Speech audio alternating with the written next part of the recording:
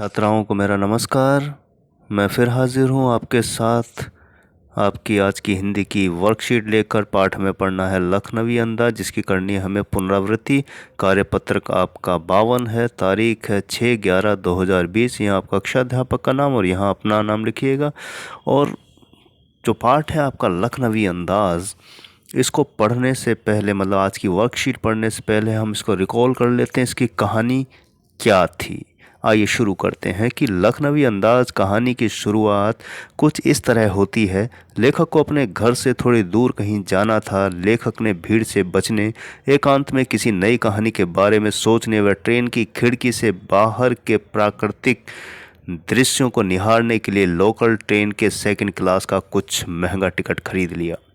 जब वो स्टेशन पहुंचे तो गाड़ी छूटने ही वाली थी, इसलिए वो सेकंड क्लास के एक छोटे डिब्बे को खाली समझकर उसमें चढ़ गए। लेकिन जिस डब्बे को वो खाली समझकर चढ़े थे, वहां पहले से ही एक लखनवी नवाब बहुत आराम से पालथी मारकर बैठे हुए थे और उनके सामने 2 ताज़े खीरे एक तौलिए के ऊपर रखे हुए थे। लेखक को देख नवाब साहब बिल्कुल भी खुश नहीं हुए, क्योंकि उन्हें अपना एकांत भंग होता हुआ दिखाई दिया। उन्होंने लेखक से बात करने में कोई भी उत्साह या रुचि नहीं दिखाई। लेखक उनके सामने वाली सीट पर बैठ गए। लेखक खाली बैठे थे और कल्पनाएं करने की उनकी पुरानी आदत थी, इसलिए वो उनके आने से नवाब साहब को होने वाली असुविधा का अनुमान लगाने लगे। वो सोच रहे थे, नवाब साहब ने अकेले सुकून से यात्रा करने की इच्छा से सेकंड क्लास का टिकट ले लिया होगा, लेकिन अब उनको यह बिल देखकर बिल्कुल भी अच्छा नहीं लग रहा है कि शहर का कोई सफ़ेद पोश व्यक्ति उन्हें सेकंड क्लास में सफ़र करते देखे। उन्होंने अकेले सफ़र में वक्त अच्छे से कट जाए, यही सोच कर 2 खीरे खरीदे होंगे, परंतु अब किसी सफ़ेद पोश आदमी के सामने खीरा कैसे खाए। नवाब साहब गाड़ी की खिड़की से लगातार बाहर देख रहे थे और लेखक कनखियों से नवाब साहब की ओर देख रहे थे। अचानक नवाब साहब ने लेखक से खीरा खाने के लिए पूछा, लेकिन लेखक ने नवाब साहब को शुक्रिया कहते हुए मना कर दिया। उसके बाद नवाब साहब ने बहुत ही तरीके से खीरों को धोया और उसे छोटे छोटे टुकड़ों यानी फाँक में काटा। फिर उसमें ज़ीरा लगा, नमक मिर्च लगाकर उनको तौलिए में करीने से सजाया। इसके बाद नवाब साहब ने एक और बार लेखक से खीरे खाने के लिए पूछा। क्योंकि लेखक पहले से ही खीरा खाने से मना कर चुके थे, इसलिए उन्होंने अपना आत्मसम्मान बनाए रखने के लिए इस बार पेट खराब होने का बहाना बनाकर खीरा खाने से मना कर दिया था। इसके बाद नवाब साहब ने नमक मिर्ची लगे उन खीरों के टुकड़ों को देखा, फिर खिड़की के बाहर देखकर एक गहरी सांस ली। उसके बाद नवाब साहब खीरे की एक फाँक को उठाकर होठों तक ले गए, फाँक को सूंघा। स्वाद के आनंद में नवाब साहब की पलकें मूंद गई, मुंह में पानी भर आया, घूंट गले में उतर गया। उसके बाद नवाब साहब ने खीरे के उस टुकड़े को खिड़की से बाहर फेंक दिया। इस प्रकार नवाब साहब खीरे के हर टुकड़े को होठों के पास ले जाते, फिर उसको सूंघते और उसके बाद उसे खिड़की से बाहर फेंक देते। खीरे के सारे टुकड़ों को बाहर फेंकने के बाद उन्होंने आराम से तौलिए से हाथ और होठों को पूछा और फिर बड़े गर्व से लेखक की तरफ देखा, जैसे लेखक को कहना चाह रहे हो कि यही है ख़ानदानी रईसों का तरीका। नवाब साहब खीरे की तैयारी और इस्तेमाल से थककर लेट गए। लेखक ने सोचा कि क्या सिर्फ खीरे को सूंघकर ही पेट भरा जा सकता है। तभी नवाब साहब ने ज़ोरदार डकार ली और बोले, खीरा लजीज होता है पर मैदा यानी पेट पर बोझ डाल देता है। यह सुनकर लेखक के ज्ञान चक्षु खुल गए। उन्होंने सोचा कि जब खीरे की सुगंध और स्वाद की कल्पना से ही पेट भरकर डकार आ सकती है, तो बिना किसी विचार, घटना और कथा वस्तु और पात्रों के सिर्फ लेखक की इच्छा मात्र से नई कहानी भी तो लिखी जा सकती है। तो शॉर्टकट में हमने कहानी को जाना। तो आइए पढ़ते हैं आज की वर्कशीट क्या कहती है।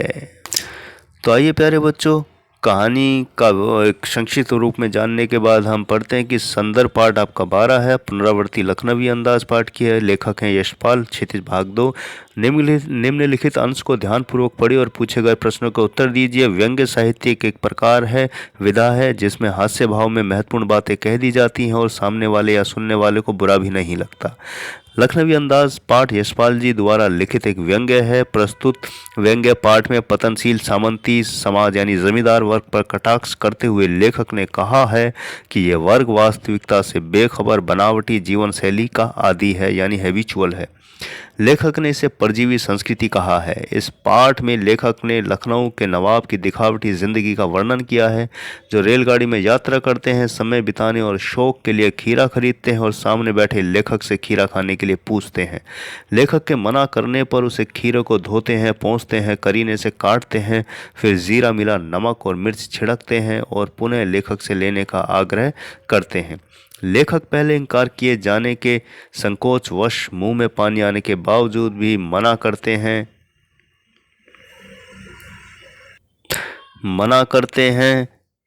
नवाब साहब खीरे के एक एक फाँक को उठाकर मुंह के पास ले जाते हैं, नाक से सूंघते और खिड़की से बाहर फेंक देते हैं। तो यहाँ देखा इस छोटी सी कहानी में, जिसको मैं पहले भी पूरी तरीके से संक्षिप्त रूप में बता चुका हूँ अभी, और इसमें शॉर्टकट में और भी बताया गया है कि दिखावा हमारे जीवन शैली का इस कदर हिस्सा हो गया है कि हम उसकी आवश्यकता नहीं होने पर भी दिखावा करते हैं। जैसे कि आपने एक नवीं कक्षा में पाठ पढ़ा होगा, प्रेमचंद के फटे जूते, उसमें हरिशंकर परसाई लेखक व्यंग्य के माध्यम से बताते हैं कि लोग दिखावे के चक्कर में कर्जा तक लेते हैं, बारात निकालते हैं, गाड़ियां किराए पर लेते हैं, चाहे घर की हालत कितनी ही बुरी हो। तो ये ज़मींदार वर्ग जो अब नहीं है, लेकिन आदत उनकी पहले जैसी पड़ी हुई है, दिखावे के लिए पागल हो रहा है। लेकिन ऐसे दिखावे का क्या फ़ायदा जो समाज को कुछ देता नहीं है। तो हमें वास्तविकता से रूबरू होते रहना चाहिए, वास्तविकता में जीना चाहिए। तो आइए बढ़ते हैं पहले प्रश्न की तरफ प्यारे बच्चों। तो हमारा पहला प्रश्न है कि व्यंग्य विधा की विशेषता क्या होती है। तो यहाँ बताया गया है कि व्यंग्य विधा जो है, जिसमें हास्य भाव में महत्वपूर्ण बातें कह दी जाती हैं और सामने वाले या सुनने वाले को बुरा भी नहीं लगता है। आइए इसका उत्तर देखते हैं क्या है। प्यारे बच्चों, पहले प्रश्न का उत्तर स्क्रीन पर है कि व्यंग्य विधा की विशेषता क्या होती है।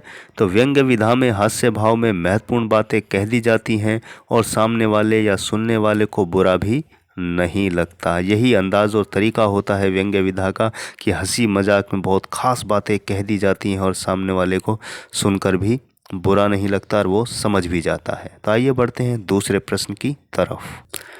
दूसरा प्रश्न हमारा स्क्रीन पर है प्यारे बच्चों, परजीवी संस्कृति से लेखक का क्या आशय है। तो उत्तर हमारा है कि जो वर्ग विशेष वास्तविकता से बेखबर होकर एक बनावटी जीवन शैली जीता है, लेखक ने उसे परजीवी संस्कृति कहा है। कि ऐसा वर्ग जिसको बाहर की सच्चाई का पता नहीं कि दीन दुनिया में क्या हो रहा है, वो केवल अपने दिखावे के चक्कर में रहता है, इसी को लेखक ने परजीवी संस्कृति कहा है। आइए बढ़ते हैं तीसरे प्रश्न की तरफ प्यारे बच्चों। तीसरा प्रश्न हमारा स्क्रीन पर है कि दिखावे की प्रवृत्ति आप किसे कहेंगे। तो उत्तर हमारा है ऐसा कार्य जो करना आवश्यक नहीं है और जो हमारी आवश्यकता भी नहीं है, लेकिन वह कार्य हम सिर्फ लोगों को दिखाने के लिए करते हैं, तो उसे दिखावे की प्रवृत्ति कहेंगे। और आज के समाज में सबसे ज़्यादा दिखावे की प्रवृत्ति बढ़ रही है। घरों में खाने को नहीं है, लेकिन 20,000 का मोबाइल लेकर, वो कर्जा लेकर केवल दिखाने के लिए ऐसा कर रहे हैं। ये आप लोग बहुत भली भांति जानते हैं, आजकल दिखावा कुछ ज़्यादा बढ़ चुका है। आइए बढ़ते हैं चौथे प्रश्न की तरफ प्यारे बच्चों। चौथा प्रश्न हमारा स्क्रीन पर है कि मुंह में पानी आने के बावजूद लेखक खीरा लेने से क्यों मना कर देते हैं। उत्तर हमारा है कि लेखक ने पहले खीरा लेने से मना कर दिया था, इसलिए मुंह में पानी आने के बावजूद भी संकोचवश दोबारा मना कर देते हैं।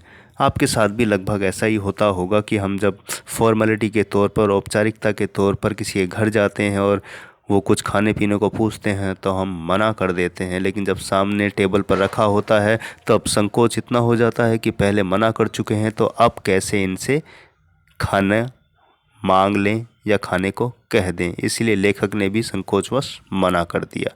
आइए बढ़ते हैं पांचवें और अंतिम प्रश्न की तरफ। प्यारे बच्चों, पांचवा और अंतिम प्रश्न हमारा स्क्रीन पर है। गतिविधि है ये कि यदि आप लेखक की जगह होते तो क्या करते। अपना कल्पना से लिखिए, सॉरी यहाँ अपनी है, अपनी कल्पना से लिखिए। तो उत्तर है कि यदि मैं लेखक की जगह होता तो मैं भी खीरा लेने से मना कर देता, क्योंकि ऐसे दिखावटी और घमंडी जैसे व्यक्ति के हाथ से खाने को कुछ भी लेना अपनी ही शान और व्यक्तित्व के खिलाफ होता। तो अगर हम स्वाभिमान है, सब कुछ है, तो ऐसे दिखावटी आदमी के हाथ से कोई भी खाना पसंद नहीं करेगा, मैं भी नहीं, शायद आप भी नहीं। तो आपको अपनी कल्पना से बच्चों ये उत्तर लिखना है कि आप लेखक की जगह होते तो क्या करते। लिखिएगा, आपको अच्छा लगेगा। तो प्यारे बच्चों, उम्मीद है आज की ये लखनवी अंदाज पाठ जो हमने पढ़ा है, ये वर्कशीट आपकी 52 आपको अच्छे से समझ आ गई होगी, प्रश्न उत्तर भी समझ आ गए होंगे। तो कुछ खास बातें और कि हाथ धोते रहिएगा, मास्क लगाकर बाहर निकलिएगा और भीड़ भाड़ में जाने से बचिए। 2 गज ज़रूरी, मास्क भी है ज़रूरी, इसका ध्यान रखिएगा। आप स्वस्थ रहें, अच्छे रहें, इसी कामना के साथ मैं लेता हूँ विदा। मिलता हूँ अगली वर्कशीट पर, तब तक के लिए ढेर सारी शुभकामनाएँ।